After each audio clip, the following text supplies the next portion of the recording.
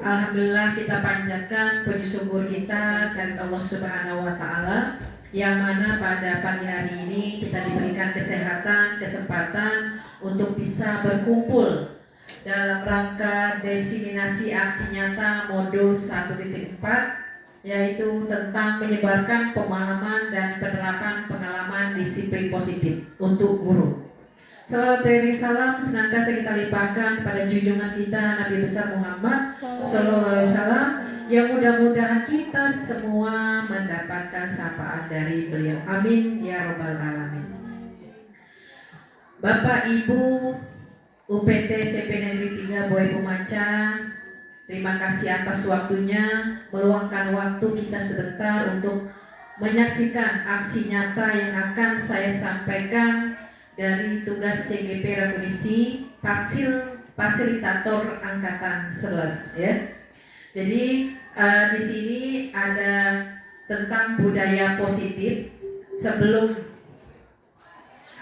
saya melanjutkan, Bapak Ibu, saya tanya dulu, apa sih pemahaman Bapak Ibu tentang budaya positif?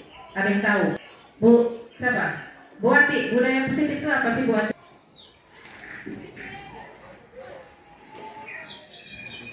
Budaya positif itu berarti kita melakukan kegiatan yang sifatnya membangun atau positif bagi sekolah. Misalkan contohnya adalah penerapan kesepakatan kelas atau kesepakatan bersama yang dipatuhi oleh semua warga yang ada di kelas tersebut. Terima kasih luar biasa atas pemahaman Bu Ati tentang disiplin positif. Bapak Ibu, jadi konsep inti budaya positif itu ya, itu ada 8 komponen yang harus Bapak Ibu pahami di sini. Yang pertama adalah perubahan paradigma belajar, kemudian disiplin positif, kemudian nilai-nilai kebajikan, motivasi perilaku manusia, keyakinan kelas, kebutuhan dasar manusia, posisi kontrol guru, dan segitiga restitusi. Jadi ini adalah komponen-komponen yang akan saya jabarkan nanti tentang disiplin positif yang harus Bapak Ibu ketahui sebagai seorang guru. Di situ paradigma, kita selalu berpikir bahwa pembelajaran itu kalau dulu itu harus sentral guru artinya berpusat pada guru kalau dulu. Nah, tetapi menurut Ki Hajar Dewantara bahwa pendidikan itu bukan sentral guru lagi, tetapi pendidikan yang berpihak kepada anak. Ya, menurut Ki Hajar Dewantara adalah guru merupakan seorang menuntun, bukan menuntut. Nah, selama ini Bapak Ibu, kita hanya dituntut untuk menuntut anak. Ya, menuntut anak, kenapa? Anak itu tidak akan belajar kalau bukan dari guru, kalau dulu. Tetapi menurut Ki Hajar Dewantara, anak itu adalah harus menuntut, dituntun. Anak itu dikembangkan. Karena anak itu sudah punya kodratnya itu sudah ada, kodrat zaman dan kodrat alam. Seperti kita di sini. Anak-anak kita ini budayanya adalah anak desa, yang mayoritas mereka itu adalah pertanian. Jelas karakter mereka berbeda dengan anak yang ada di kota. Nah itu. Jadi Ki Hajar Dewantara itu menginginkan bahwa kita ini sekedar mengembangkan bakat yang ada pada diri mereka. Kita bukan memaksa. Anak yang pintar olahraga tidak bisa kita paksa untuk menjadi seni.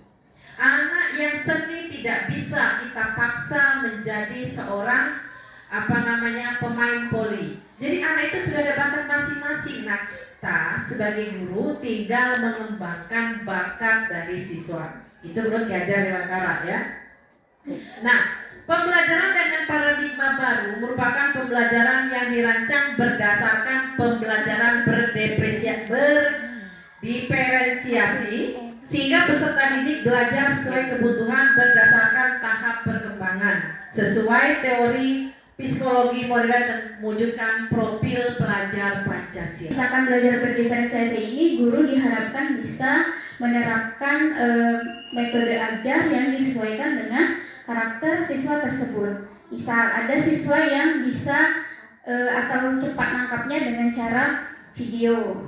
Jadi nanti di pembelajaran itu ada penampilan video, misalnya siswa disuruh mendengarkan. Kemudian ada juga yang misalnya pelajaran praktik. Nah, jadi disesuaikan saja.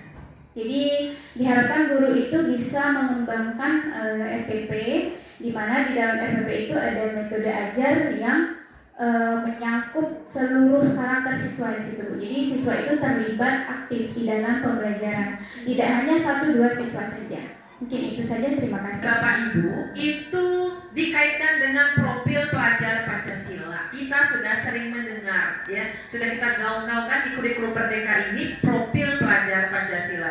Jadi paradigma baru sekarang ini ketika kita mengajar harus berkaitan dengan profil pelajar Pancasila. Yang pertama, beriman bertakwa kepada Tuhan Yang Maha Esa. Sudah kita laksanakan apa? Sholat, wuduha secara bersama-sama, membaca ayat-ayat pendek, kemudian literasi yasinan. Nah, itu adalah salah satu beriman dan bertakwa kepada Tuhan Yang Maha Esa.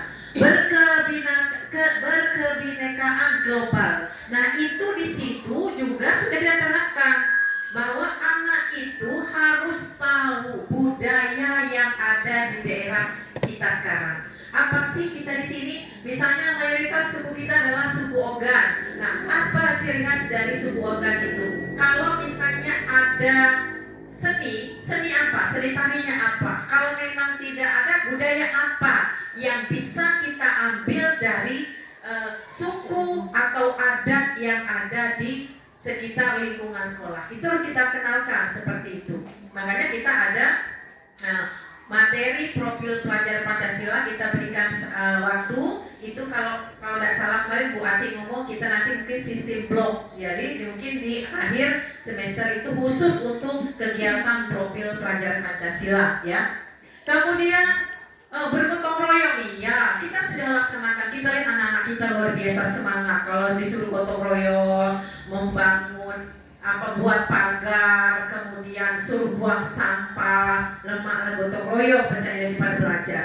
Tapi itu merupakan salah satu dari kegiatan di profil pelajar Pancasila. Mandiri, ya tadi, anak itu harus mandiri, harus kemudian bernalar kritis. Bernalar kritisnya seperti ini, Bapak Ibu memberikan tugas di kelas atau di mata pelajaran. Anak-anak silakan lihat di YouTube ini. Nah, mereka bukan cari sendiri, jadi mereka bernalar kritis. Atau coba buat suatu video. Nah, video itu kemudian kamu unggah ke YouTube. Mereka akan cari, dan ternyata anak-anak kita itu lebih kuat nalarnya kalau untuk kegiatan pembelajaran yang mengarahkan membuat video, membuat foto, CapCut, kemudian Camstainer dan lain sebagainya. Itu mereka lebih canggih buat video-video. Tidak perlu kita ajarkan, mereka sudah tahu. Nah, itu adalah mereka harus bernalar kritis. Kreatif, ya tadi kita kemarin buat apa tuh? Buat lampion, itu kan kreatif. Kemudian buat tas, kemudian buat gambar apa Bu Sarah yang di papan itu ya. Nah, lukis. Nah, itu kan kreatif. Nah, makanya tadi bahwa anak itu harus profil pelajar Pancasila harus dilaksanakan dalam setiap kegiatan yang ada di sekolah. Lanjut ya. Ini tidak usah saya bacakan Bapak Ibu. Nah, miskonsepsi. Nah, apa sih miskonsepsi itu artinya? Konsep yang salah. Konsep yang salah, miskonsepsi, konsep yang salah. Dulu kita sering berpikir bahwa guru itu kontrol murid. Ya, jadi menurut William Glasser melalui choice teorinya bahwa dulu ilusi guru itu selalu kontrol murid.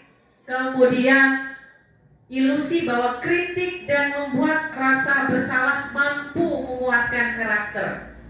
Ya, kemudian ilusi bahwa semua penguatan positif, efektif dan bermanfaat. Yang terakhir adalah bahwa ilusi orang dewasa berhak memaksa. Jadi kita selalu berkonsepsi sih salah selama ini ketika menjadi seorang guru. Ya, seorang guru kita mengontrol berat kita, kemudian mampu membuat rasa bersalah. Ya, nanti ada penjelasan. Membuat rasa bersalah dengan siswa.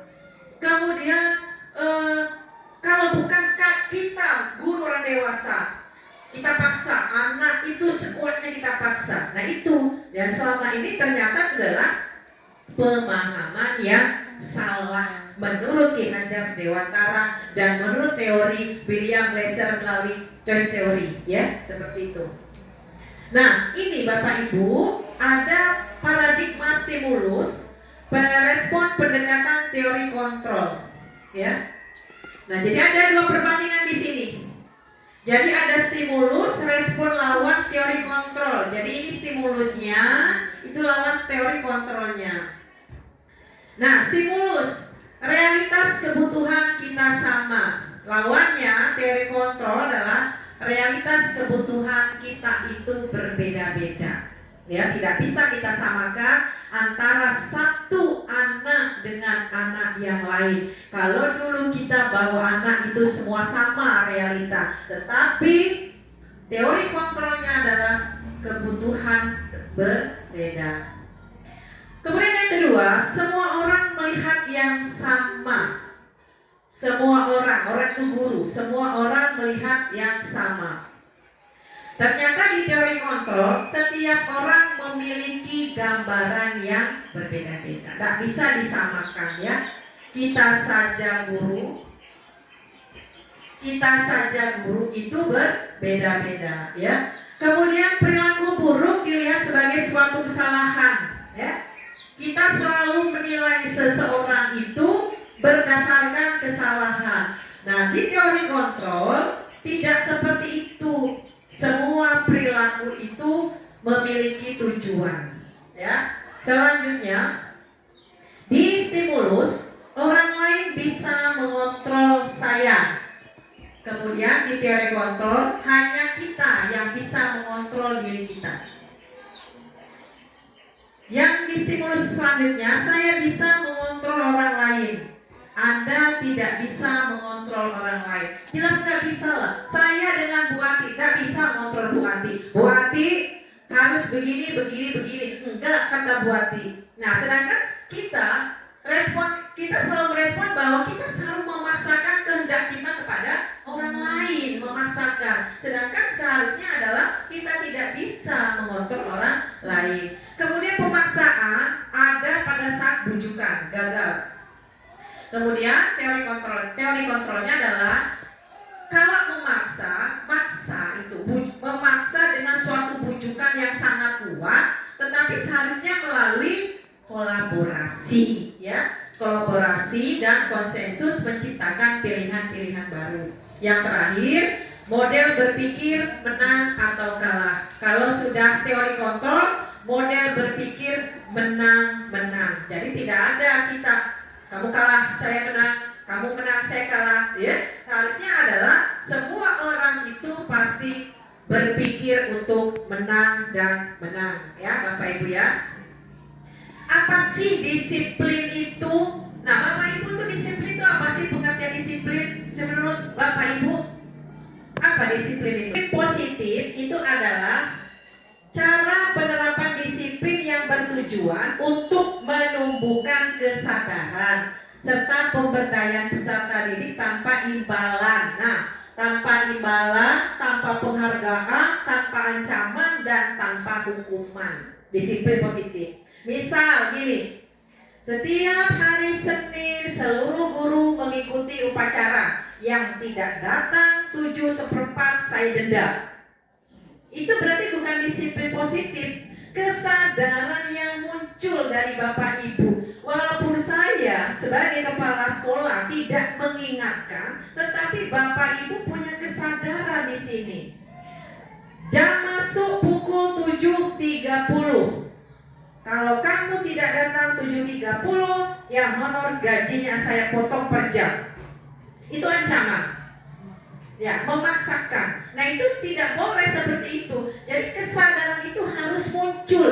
ada tidak kepala sekolah di sekolah, harus ada timbul kesadaran disiplin positif yang Bapak Ibu tegakkan di sekolah ini. Ayo masuk. Kalau tidak masuk, saya buatkan poin. Kalau anak SD, poin dikurang itu ternyata tidak disiplin seperti itu Bapak Ibu. Ancaman. Ya Bapak Ibu tertekan, saya tertekan sebagai kepala sekolah. Nah jadi yang namanya disiplin positif itu menumbuhkan kesadaran Bapak Ibu dari diri sendiri tanpa ada penghargaan, tanpa ada ancaman atau hukuman, ya. Kemudian tujuannya adalah sebagai seorang guru menciptakan peserta didik yang memiliki disiplin diri sehingga berperilaku mengacu kepada nilai-nilai kebajikan universal dan memiliki motivasi intrinsik dalam perubahan perilaku ke arah yang lebih baik. Nah, ketika Bapak Ibu disiplin positifnya sudah baik, maka tadi tujuannya menciptakan peserta didik yang memiliki disiplin diri. Bagaimana kita akan merubah anak didik kita disiplin kalau diri kita tidak disiplin? Saya sudah sering sampaikan itu. Jadi ketika kita ingin anak kita disiplin, maka kita juga harus melaksanakan disiplin positif tanpa ada ancaman, tanpa ada hukuman, dan tanpa ada konsekuensi dari kepala sekolah. Ya, seperti itu. Nah, ini adalah contoh nilai kebajikan yang Tuhan Yang Maha Esa, berakhlak mulia, berkeadilan global, gotong royong, mandiri, kreatif, dan anarkistis. Itu sudah diterapkan sekarang nilai kebajikan dengan siswa. Ya, dengan nilai siswa kita sudah terapkan yang tadi ya, mandiri segala macam. Kemudian AIBO Primary Years Program ya, ada toleransi, rasa hormat, integritas, mandiri, menghargai, antusias, empati, keingintahuan, kreativitas, kerjasama, percaya diri dan komitmen. Itu juga harus ada pada diri guru dan siswa. Makanya dikatakan sebagai nilai-nilai kebajikan. Ya, yang terakhir keterampilan tadi. Bagaimana supaya anak dengan diri kita itu bisa ada keterampilan, dapat dipercaya, kemudian lurus hati, pendengar yang aktif, tidak merendahkan orang lain, dan memberikan yang terbaik bagi dirinya. Yaitu, ya. Jadi kalau berkaitan dengan ini jelas nilai-nilai kebajikan yang harus kita ambil dari tiga ini tadi. Lurus, tidak memandang rendah orang lain, kemudian kita juga harus menjadi pendengar yang aktif. Apa sih pendengar yang aktif? Ya seperti ini. Saya sedang ngomong, berbicara, Bapak Ibu mendengarkan. Itu namanya pendengar yang aktif. Kalau misalnya saya masih ngomong, berbicara di depan, Bapak Ibu berbicara di belakang, berarti belum masuk kepada keterampilan hidup tadi, ya. Tidak merendahkan orang lain, membuli, ya. Nah itu kan sering kita sampaikan kepada anak-anak, jangan membuli nak, membuli dengan kata-kata, membuli dengan perbuatan, merendahkan orang lain. Berkaitan itu adalah kita manusia juga diciptakan oleh Allah dalam keadaan yang sama, ya. Nah, motivasi. Jadi motivasi terbagi jadi dua. Ada motivasi intrinsik dan motivasi intrinsik dua. Ya. Nah, sekarang saya tanya lagi kepada Bapak Ibu, motivasi Bapak Ibu ke sekolah ini apa sih? Di dalam kita ke sekolah, yaitu salah satunya sebagai ASN ya. Jadi kita ada namanya tanggung jawab ya. Jadi kita sebagai ASN ya melaksanakan tanggung jawab kita untuk siswa ya, mengajar anak-anak yang ada di sekolah. Jadi itu motivasi ke sekolah. Baik, terima kasih luar biasa Bu Eka, pemahaman motivasi. Nah, jadi motivasi ini harus ada pada perilaku manusia. Kalau nggak ada motivasi, tidak mungkin kita hari ini hadir. Saya ke sekolah mau mengajar dari pagi sampai siang. Motivasi saya adalah untuk bertemu anak-anak, memberikan pelajaran yang baik, sehingga anak tersebut bisa belajar dengan sempurna di kelasnya. Itu motivasi kita, yang membuat kekuatan kita itu diri kita. Maka motivasi itu terbagi menjadi dua. Ada motivasi intrinsik. Nih lihat, intrinsik itu yang ada dalam tubuh kita.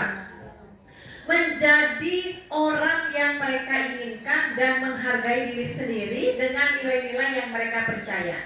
Nah ini, jadi kita harus menghargai diri kita sendiri. Jadi motivasi tidak mungkin saya timbulkan kalau Bapak Ibu tidak ada motivasi sendiri. Motivasi Bapak Ibu timbulkan adalah menghargai diri Bapak Ibu, ke sekolah, mengembangkan ilmu yang Bapak Ibu berikan untuk anak-anak.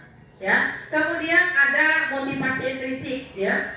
Kalau motivasi intrinsik tadi di luar, kalau Ibu pas kalau tidak ada usaha kita ngajak di kelas baik, itu berarti ingin mendapat penghargaan dari orang lain. Kemudian untuk menghindari ketidaknyamanan kehukuman, kalau tidak masuk kelas anak-anak, Ibu jeda kamu. Jadi anak tadi ketika kita tidak masuk, dia tidak ada motivasi dalam dirinya, gitu ya. Jadi motivasi terbagi menjadi dua, dari dalam diri kita sendiri dan dari luar. Dari dalam kita menghargai diri kita. Ada kepala sekolah, ada tidak kepala sekolah. Saya mengajar untuk masuk kelas, untuk membimbing anak-anak menjadi lebih baik. Itu intrinsik, percaya dengan diri sendiri. Nah, tetapi kalau kita motivasinya dari luar, motivasi intrinsik dari luar, ya tadi, ketika wakil guru tidak masuk, ketika kepala sekolah tidak masuk, tidak ngajar, adanya di kelas, di kantor, ngobrol. Nah itu motivasi yang berasal dari luar, karena ada penghargaan, karena ada ingin mendapatkan imbalan, karena ingin menghindari ketidaknyamanan kehukuman, gitu ya. Paham ya Bapak Ibu ya? Nah, apa sih perbedaan hukuman, penghargaan, dan restitusi? Lihat di sini. Hukuman itu tidak terencana atau tiba-tiba. Murid tidak tahu apa yang terjadi atau tidak didapatkan, bersifat satu arah berupa hukuman fisik atau nah, kamu tidak nyapu tadi, sini, push up 10 kali. Hukuman itu namanya. Nah, kamu tadi keluar baju, kamu keluar sini. Lagi kamu 10 kali, hukuman itu, ya. Nah, kalau konsekuensi terencana, disepakati sesuai peraturan, murid tetap dibuat tidak nyaman, sikap guru selalu memonitor murid. Misal gini. Nah, kenapa terlambat?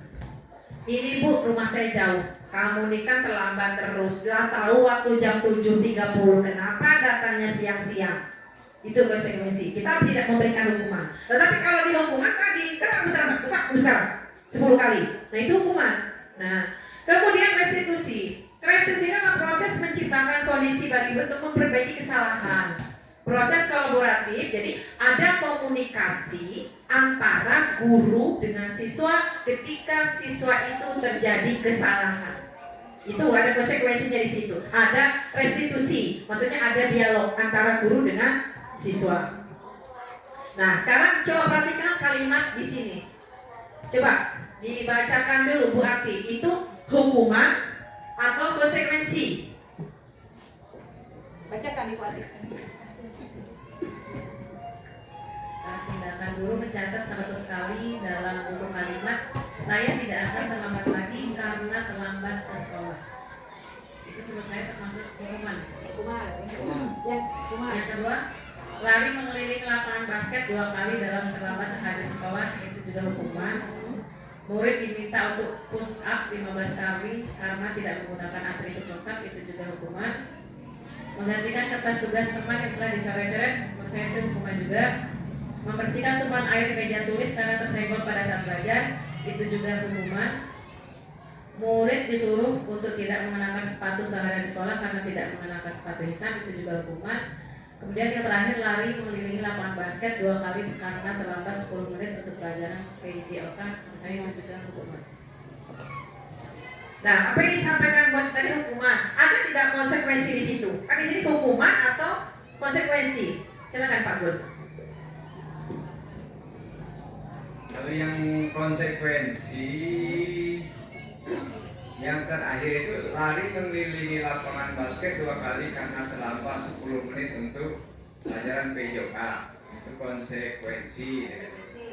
Kemudian yang di atasnya murid disuruh untuk tidak mengenakan sepatu di sekolah karena tidak mengenakan sepatu hitam. Mungkin juga itu konsekuensi. Kemudian membersihkan tumpahan air di meja karena tersenggol, konsekuensi. Nah, yang menggantikan kertas tugas teman yang telah dicoret-coret hukuman, murid diminta untuk push up 15 kali. Itu hukuman, berlari mengelilingi lapangan basket 2 kali karena terlambat hadir di sekolah. Konsekuensi juga rasanya. Konsekuensi. Kemudian yang pertama itu mencatat 100 kali, nah itu baru hukuman. Jadi Bapak Ibu sudah bisa ya membedakan yang mana hukuman, yang mana konsekuensi. Nah, kita kan selama menjadi guru kadang-kadang salah miskonspesi tadi, salah pemahaman. Nah, hukuman ialah, konsekuensi ialah gitu kan, salah memberikan. Karena kita lihat. Nah, seperti itu. Jadi yang pertama itu hukuman karena suruh nulis 1000 kali. Kamu tidak bawa juz asma, sini, cepat. 1000 kali baca Yasin. Nah, itu hukuman. Lari mengelilingi lapangan basket, hukuman. Murid diminta push up, hukuman kan push up dia, ya. Kemudian konsekuensi ya, kertas tugas teman telah dicoret-coret, mengganti. Dia tidak ada hukuman fisik, hanya disuruh menggantikan kertas tugas. Coba kamu kenapa? Rusak kok. Coba ganti kertasnya yang sudah kawan kamu kerjakan ini. Ganti dengan kalian yang sudah coret-coret tadi. Nah, itu konsekuensi. Membersihkan air tumpahan di air meja tulis karena tersenggol juga konsekuensi, ya. Kan dia membersihkan. Bersihkan. Bu, airnya tumpah, Bu. Sudah, bersihkanlah dengan air. Nah, itu konsekuensi. Yang murid disuruh tidak mengenakan sepatu, hukuman. Lari mengelilingi lapangan 2 kali terlambat 10 menit, itu adalah konsekuensi, ya. Nah, mengapa keyakinan kelas? Mengapa bukan peraturan kelas? Bapak Ibu kemarin sudah saya sampaikan, seluruh wali kelas harus membuat keyakinan kelas, bukan peraturan kelas. Nah, coba apa sih beda keyakinan dengan peraturan? Supaya pemahaman Bu Tia tentang keyakinan tadi sudah disampaikan oleh Bu Julita, sudah bagus. Keyakinan dengan peraturan itu apa bedanya? Baiklah, di sini saya akan mencoba menjawab apa itu perbedaan antara keyakinan dan peraturan. Kalau keyakinan, ya benar dikatakan Bu Junita tadi, kita meyakinkan kepada siswa untuk mematuhi peraturan yang sudah disepakati antara wali kelas dengan siswa. Tetapi kalau peraturan, karena peraturan itu hanya kita memberikan saja, belum tentu siswa yang kita yang kita sampaikan itu memang benar-benar ada. Jadi istilahnya siswanya tidak terlalu taat terhadap peraturan tadi. Kalau keyakinan itu harus ditaati benar-benar. Terima kasih. Wassalamualaikum warahmatullahi wabarakatuh. Waalaikumsalam warahmatullahi wabarakatuh. Luar biasa, Ibu Junita dengan Ibu Tira sudah menyampaikan apa sih keyakinan. Saya kasih contoh begini.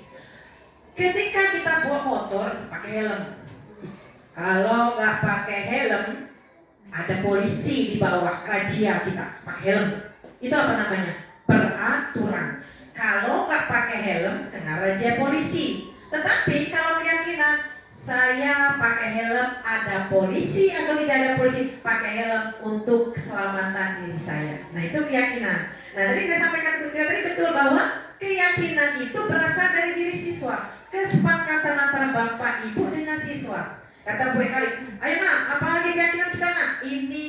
Mereka yang menyampaikan keyakinan terhadap wali kelas. Nah, kalau dia peraturan, kita guru yang buat. Kalau tidak masuk, tadi push up 10 kali, sering alfa, kita, dia tidak, siswa. Nah, itu beda peraturan. Jadi peraturan itu dibuat dipaksa oleh kita untuk siswa. Tetapi kalau keyakinan, Bapak Ibu buat di kelas karena sama-sama ada kesepakatan keyakini antara Bapak Ibu dengan siswa. Itu bedanya keyakinan. Kenapa sekarang jangan buat lagi peraturan tetapi buat keyakinan kelas, ya.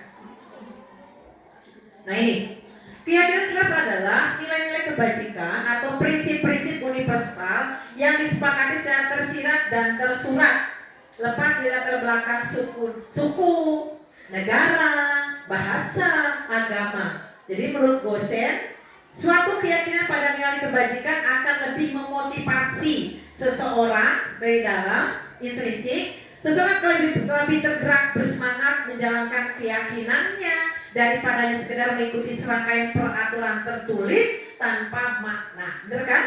Jadi dia lebih semangat. Oh, saya Bu kalau terlambat bawa bunga, kata Bu Nikali. Bu, saya katanya kalau terlambat Bu, saya harus merapikan buku. Nah itu keyakinan yang mereka buat. Mereka ada kesepakatan di situ. Ya, beda dengan peraturan yang kita laksanakan. Oke ya. Keyakinan kelas bersifat abstrak daripada peraturan yang lebih rinci dan konkret. Keyakinan kelas senantiasa dibuat dalam bentuk yang positif. Jadi keyakinan kelas itu dibuat dengan bahasa yang positif, ya. Nah, kemudian keyakinan kelas jangan terlalu banyak, ya. Katakan maksudnya sampai 20 keyakinan, ya. Jangan terlalu banyak. Kemudian keyakinan kelas sebaiknya sesuatu yang dapat diterapkan di lingkungan sekolah, ya. Kemudian semua warga kelas hendaknya ikut berkontribusi dalam membuat keyakinan kelas lewat kegiatan curah pendapat, bersedia meninjau kembali keyakinan kelas dari waktu ke waktu. Bapak Ibu misalnya keyakinan kelasnya 7, adalah dari 7 tadi tidak jarang anak-anak itu sering dilanggar. Apa? Keluar baju terus, nggak pakai kaos kaki. Nah, coba kita tinjau lagi. Bagaimana anak-anak? Anak-anak kan sudah buat. Kalau masuk kelas baju dimasukkan, sepatu, kaos kaki, berarti melanggar keyakinan, gitu ya. Jadi tinjau lagi keyakinan kelas tadi, jangan terlalu banyak, tetapi dia harus lingkungan sekolah, ya. Nah ini contohnya.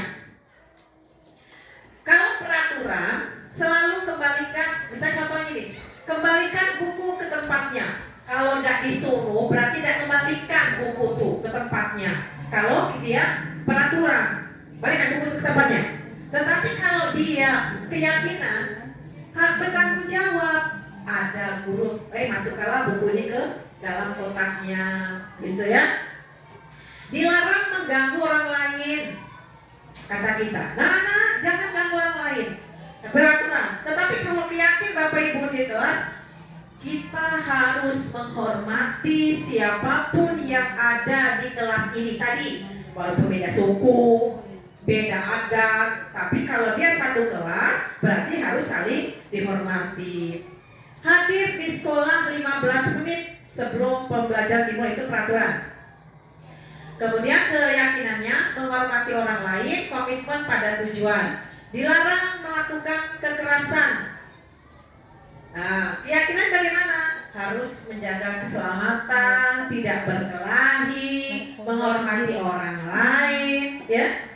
Bergantian atau menunggu giliran.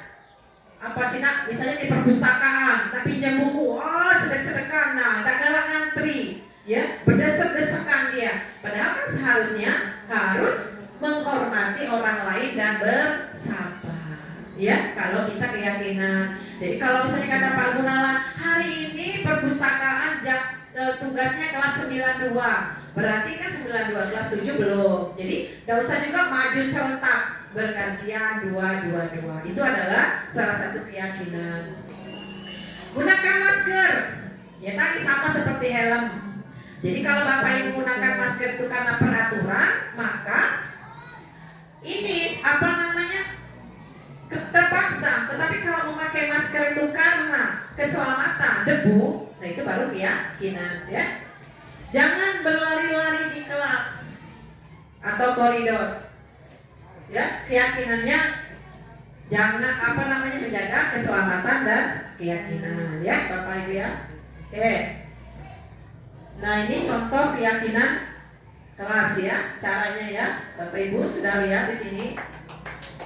Kemudian menempel atau menuliskan di papan tulis ya, apa-apa keyakinan kelas yang Bapak Ibu sepakati tadi ya, masing-masing dari wali kelas. Atau guru mata pelajaran juga boleh membuat keyakinan kelas. Sepakat Bapak Ibu, kata Budian, ketika pelajaran IPS, keyakinan apa yang Bapak anak inginkan? Bu, kalau pelajaran itu nggak boleh ngobrol.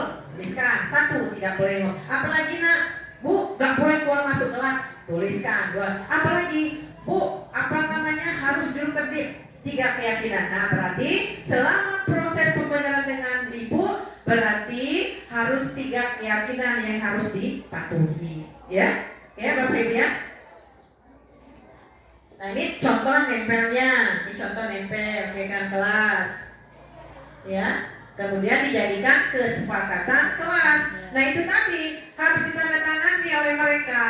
Gitu, kesepakatan kesepakatan namanya disetujui. Berarti kamu harus tanda tangan di sini. Karena kalian yang membuat, berarti kalian yang membuat kesepakatan, ya. Oke. Nah, tadi kita sudah keyakinan disiplin positif. Kemudian tadi sudah motivasi. Kemudian motivasi intrinsik dan motivasi ekstrinsik, ya. Kemudian tadi keyakinan kelas. Nah, sekarang kita lanjutkan kebutuhan dasar manusia. Kebutuhan dasar manusia adalah segala sesuatu yang kita lakukan untuk mendapatkan apa yang kita inginkan. Seluruh tindakan yang kita lakukan memiliki tujuan tertentu dan semua usaha terbaik yang kita lakukan adalah dalam rangka agar kebutuhan kita terpenuhi dengan baik. Jadi Bapak Ibu, kita ini punya kebutuhan dasar ternyata. Nah, jadi kebutuhan dasar itu yang harus kita penuhi agar kita terpenuhi segala yang ada pada diri kita. Nah, lihat nih. Ternyata ini harus kita pahami dengan anak Bapak Ibu. Ada 5 kebutuhan dasar manusia. Nah, ada 5 kebutuhan dasar manusia ini. Yang pertama, bertahan hidup. Jadi, ketika anak itu bermasalah di kelas atau di lingkungan sekolah, kita ini harus lihat anak ini terpenuhi tidak dari 5 kebutuhan ini. Ya? Kasih sayang, penguasaan, kesenangan, kebebasan. Kenapa kamu loncat pagarku setiap hari? Kita tanya dengan anak tersebut. Ini Bu, saya lapar, nggak sarapan. Berarti ada kebutuhan dasar yang tidak terpenuhi. Makan, minum. Kenapa anak itu loncat pagar? Kemudian berkelahi dia. Kamu kenapa berkelahi? Ini Bu, ternyata setelah kita selidiki, rupanya mbaknya nggak di rumah, merantau ke Jakarta, tinggal dengan adiknya. Ternyata kebutuhan kasih sayangnya tidak ada. Ya, jadi anak itu ternyata kalau mau menjadi anak yang baik, proses pembelajaran itu dengan baik, ini tadi kebutuhan ini terpenuhi ternyata Bapak Ibu. Anak minggat, loncat samping, karena kantin Bu, ternyata kebutuhan dasar lapar nggak terpenuhi. Penguasaan, harga diri, ya tadi ternyata anak juga perlu dihargai, ya, perlu dihargai, kemudian berprestasi, diakui dan didengarkan anak-anak ini, ya. Apa masukannya kita dengarkan, dan tidak langsung ngejudge anak itu salah. Kesenangan, ini mana itu kalau suruh gotong royong, senang bukan main, ketawa-tawa, loncat-loncat, bahagia, terpenuhi. Nah, kemudian kebebasan, ya, memiliki pilihan, mencoba hal baru dan mampu mengendalikan arah dirinya. Dia ada kebebasan. Kalau Bapak Ibu ngajar, anak itu takut, diam dan bergerak, pantat saja kayak goyang misalnya. Itu takut, tidak ada kebebasan dia. Ya, makanya ketika mengajar tadi berdepresiasi tadi ya, melalui minat bakat anak, ada springingnya dulu, dibuat keyakinan kelas, disiplinnya. Nah itu ada kebebasan. Tapi kalau diam, nengok kanan nengok kiri takut, berarti ada satu kebutuhan tidak terpenuhi. Kebutuhan apa? Kebebasan. Ya. Jadi ketika anak itu bermasalah dengan di kelas atau bermasalah dengan kawannya, Bapak Ibu lihat ini di kelas terpenuhi tidak ini. Kalau sarapan lah tidak, orang tuanya nggak ada di Jakarta, merantau cuma tinggal dengan adiknya. Kemudian dia juga nggak punya baju yang bagus.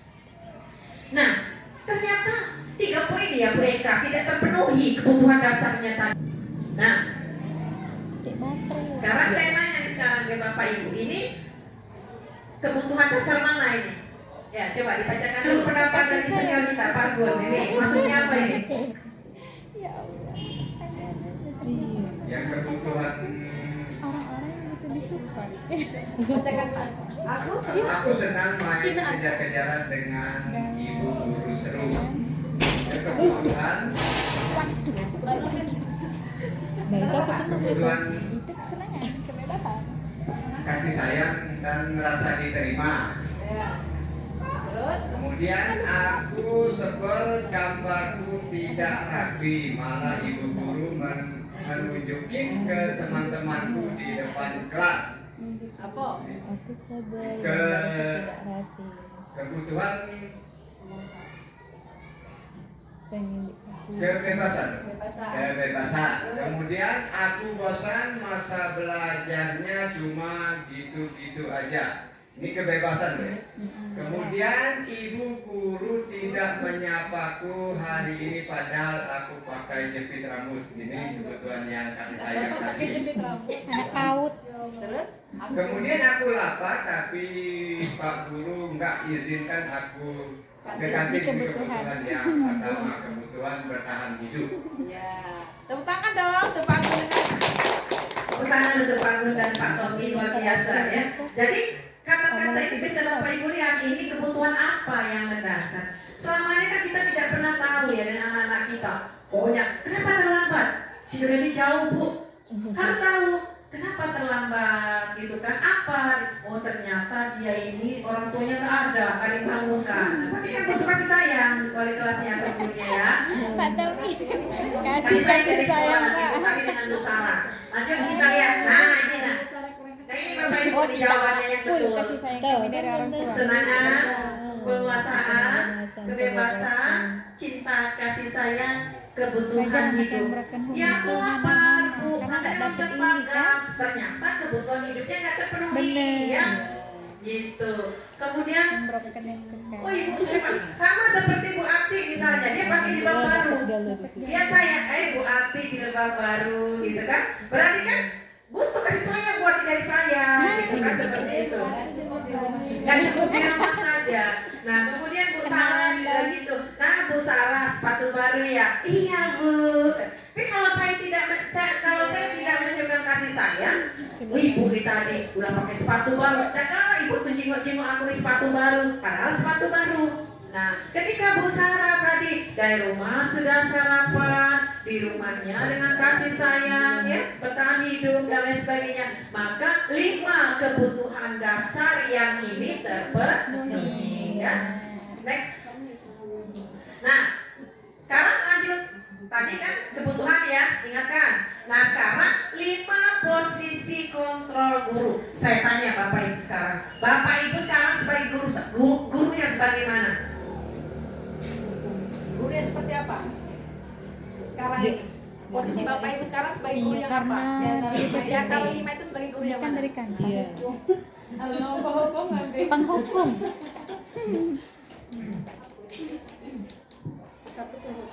Yang pertama hukum, yang kedua Pak Nurbin Di antara sekarang 5 posisi itu. Pak Nurbin Ambil sebagai aja guru yang mana? teman. Sebagai Ya. teman. Contohnya? Contohnya pendekatan dengan siswa, ajak ngobrol, santai, gitu kan. Jadi lebih mendekatkan diri dengan siswa supaya tahu bagaimana karakter siswa tersebut. Oke. Nah, sekarang Bu Ati mau coba jawab nih. Dapat posisi Bu Ati ini sebagai wakil guru, tapi sebagai guru juga. Sekarang ini posisinya sebagai apa, Bu? Sebagai guru yang seperti apa, Bu Ati ini? Kalau saya ini di kelas 5, kadang kita sebagai teman, gitu kan. Kadang kalau lagi naik darah, gitu kan, itu sebagai penghukum, gitu. Kadang kita sebagai pemantau. Nak, ibu mau ke kantor sedikit, mau kantor bentar. Jangan keluar ya, pemantau kadang. Kemudian membuat rasa bersalah. Kenapa ibu tinggal kamu masih kamu mainkan HP ibu di pojok meja? Membuat rasa bersalah. Kemudian manajer. Nah, ini ya, tolong dikerjakan yang ini halaman sekian dan sekian. Cara seperti itu. Luar biasa ya. Sudah terjawab 5-5-nya tadi ya. Sebagai penghukum katanya, kemudian sebagai pembuat rasa bersalah, sebagai teman, sebagai pemantau, sebagai manajer. Nah, ini harus Bapak Ibu ketahui sebagai guru. Saya ini jadi guru apa selama ini? Penghukum, pembuat salah, sebagai teman. Penghukum tadi sudah dijelaskan oleh Bu Ati. Sini kamu, push up 10 kali. Sebagai guru penghukum, kata Bu Dian, saya Bu sadar diri sebagai guru penghukum. Ya. Kemudian pembuat rasa bersalah. Ini saya sering perhatikan yang muda-muda. Bu Pak, kan sudah disampaikan. Nah, pukul 7.30 itu sudah masuk kelas 71 lagi. Nggak enak lah Ibu nih wali kelas. Kalian terlambat terus. Pembuat rasa bersalah. Jadi anak tadi, iya Bu ya. Nah, itu pembuat rasa bersalah. Kan sudah disampaikan, justru jangan keluar masuk. Masih keluar masuk. Ibu udah lemah, nah, jadi wali kelas kalian ini. Kalau keluar masuk, itu pembuat rasa bersalah dengan siswa, ya.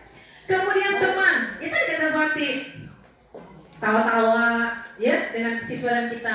Bu, janganlah Bu, aku tadi keluar masuk Bu. Ya sudah apa, keluar masuk itu teman di situ. Kita sebagai teman. Kemudian sebagai pemantau tadi, sebagai pemantau, Ibu mau ke kantor sebentar. Tugas kerjakan, jangan keluar masuk ya. Kalau keluar masuk, laporkan sampai keluar masuk. Nah, itu pemantau. Nah, manajer. Kalau manajer tadi, kita ada dialog. Ada dialog dengan siswa. Dari pelajaran matematika ini, nah, apa yang bisa kamu ambil? Kemudian apa sih, nak? Oh, Bu, aku ini susah, Bu. Misalnya, kali-kali tidak hafal. Dicarikan solusi. Nah, itu sebagai manajer ya di situ.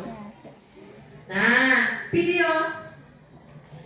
Coba Pak Ibu lihat video sebagai pengontrol.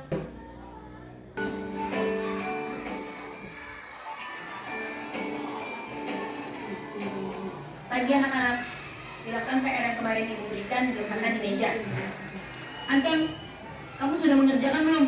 Belum mengerjakan saya Bu. Kamu selalu ya nggak ngerjain PR. Sekarang kamu duduk di depan, lalu tulis.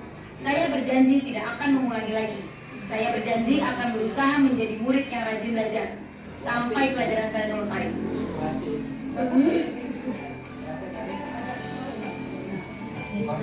Pagi anak-anak, hari ini ada tugas ya. Ada yang belum mengerjakan? Anton, kamu sudah mengerjakan? Belum Pak. Kamu nggak ngerjain tugas ya? Kamu mau jadi apa nanti? Kamu lihat sekolah nggak sih? Coba bayangkan orang tuamu betapa kecewanya sama kamu. Kamu itu sudah kelas 5. Harusnya bertanggung jawab sama dirimu sendiri. Maaf Bu, saya terlambat. Ya udah, nanti jangan diulangi lagi ya. Kalau Itu sebagai teman. Ibu senang lihatnya. Ya, lain kali tepat waktu ya masuknya. Tas dulu dong. Kita kan teman. Wah, jadi kalau aku selamat lagi, apa ya?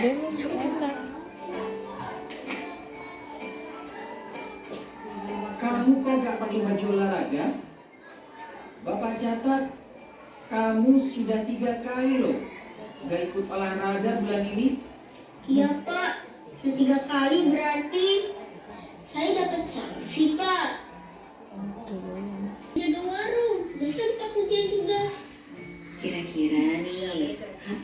bisa kamu perbaiki supaya kamu bisa mengerjakan tugas tepat waktu. Coba, kapan biasanya kamu membantu ibu jualan? Jadwal, kapan kamu akan mengerjakan tugas? Oh gitu ya Bu. Saya coba deh Bu. Terima kasih Bu. Tentang 5 posisi tersebut. Lanjut ya Bapak Ibu ya. Nah ini juga ada contohnya di sini. Kasus siswa tidak memakai atribut lengkap saat upacara bendera. Jadi kalau penghukum, hormat pada bendera selama 1 jam. Itu penghukum ya. Kemudian sebagai rasa bersalah, berapa kali ibu bapak harus memberitahu kamu? Kamu selalu saja mengecewakan ibu.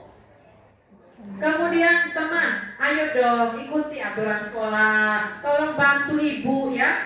1 kali ini saja. Ya sudah, tidak apa-apa. Lain kali jangan berbuat seperti itu lagi. Itu sebagai teman. Pemantau. Kamu sudah melanggar aturan sekolah. Kamu tahu konsekuensinya apa? Setelah upacara, kamu beli atribut koperasi dan jangan diulangi lagi. Nah itu ya. Manajer. Nah, manajer ini adalah apakah kamu tahu kesalahan kamu apa nak? Iya bu, saya nggak pakai seragam sekolah, nggak lengkap. Nah kemudian, bagaimana kamu memperbaiki kesalahanmu nak? Iya bu, besok saya akan beli atribut bu. Terus kita tanya lagi, sesuai tidak dengan keyakinan kelas? Apa yang keyakinan kelas? Iya bu, saya tidak memakai seragam. Jadi kita sebagai guru harus menjadi seorang manajer, ya. Harus tahu dulu kesalahan apa yang dia lakukan. Seperti anak kita sering terlambat sudah dari, kenapa kamu terlambat nak? Motor saya bu rusak, kata anak tersebut kan. Kira-kira supaya tidak rusak apa? Ya bu, pulang sekolah nanti saya perbaiki. Melanggar peraturan tidak kamu datang terlambat? Iya bu, melanggar keyakinan bahwa saya terlambat ke sekolah. Nah ya, jadi sebagai seorang manajer. Dari tadi kita lanjut. Tadi juga sudah ya. Nah terakhir, materi kita adalah segitiga restitusi. Mungkin Bapak Ibu sudah sering dengar segitiga. Kalau orang CGP kan ada namanya segitiga restitusi ini ya. Suatu proses dialog yang dijalankan guru agar dapat menghasilkan murid yang mandiri dan tanggung jawab. Jadi yang pertama ada 3, ada validasi tindakan yang salah, kemudian menstabilkan identitas, menanyakan keyakinan. Jadi kita ada dialog, ya.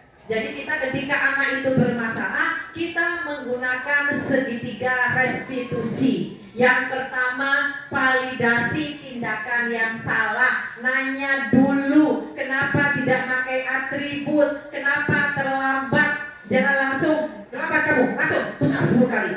Berarti kita tidak memvalidasi permasalahan yang dibuat anak. Menstabilkan identitas. Coy ya, seperti itu. Kemudian menanyakan keyakinan yang sudah dibuat antara wali kelas dengan siswa, antara guru mata pelajaran juga dengan siswa. Nah, apa sih menstabilkan identitas itu? Berdasarkan prinsip, membuat kesan adalah bagian proses pembelajaran, ya. Membuat kesan adalah proses pembelajaran. Misalnya contohnya begini, berbuat salah itu wajar, nak. Tidak ada manusia yang sempurna. Ibu juga pernah melakukan itu. Ibu tidak mau mencari siapa yang salah, tapi ibu akan mencari solusi dari permasalahan kamu. Kamu berhak merasa begitu. Nah itu berarti menstabilkan identitas. Dengan pertanyaan, berbuat salah itu wajar. Tidak ada manusia yang sempurna. Ibu juga pernah melakukan kesalahan. Kita ajak dulu di dialog ya. Kemudian validasi tindakan. Kamu pasti punya alasan mengapa melakukan hal itu.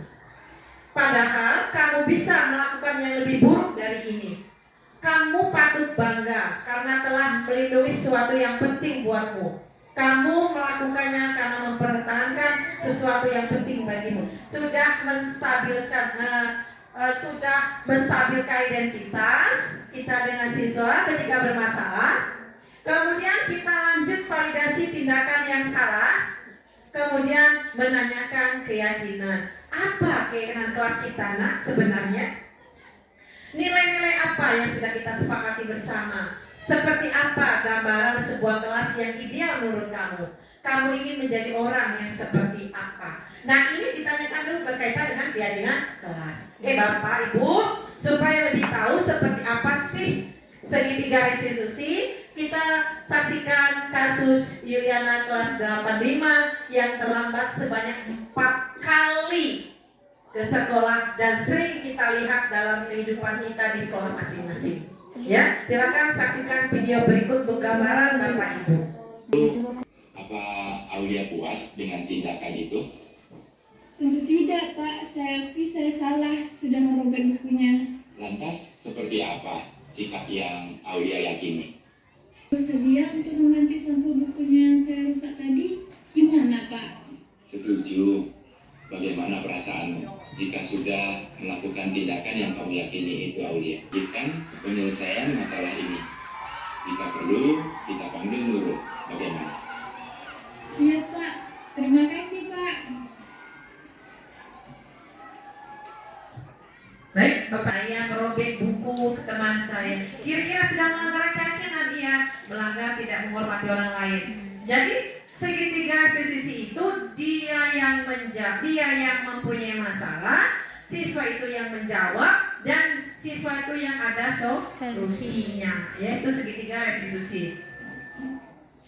Baik, Bapak Ibu, kegiatan saya adalah penutup ya. Di sini dalam penerapan program disiplin positif hendaknya guru memiliki standar kepribadian, profesional dan sosial yang baik, di mana guru mampu merefleksi dirinya pada posisi kontrol saat ini. Bagaimana perjalanan dirinya sebagai among, sebagai manajer, ya, sebagai manajer. Kemudian yang menuntun murid-muridnya menjadi insan yang mandiri, merdeka dan bertanggung jawab. Jadi Bapak Ibu, dari 5 posisi kontrol tadi, sebaiknya Bapak Ibu adalah menjadi seorang manajer, jangan sebagai penghukum, kemudian sebagai teman, sebagai pemantau, dan tadi satunya adalah seharusnya sebagai seorang manajer yang mampu. Memang tidak mudah merubah paradigma yang sudah biasa dengan hukuman.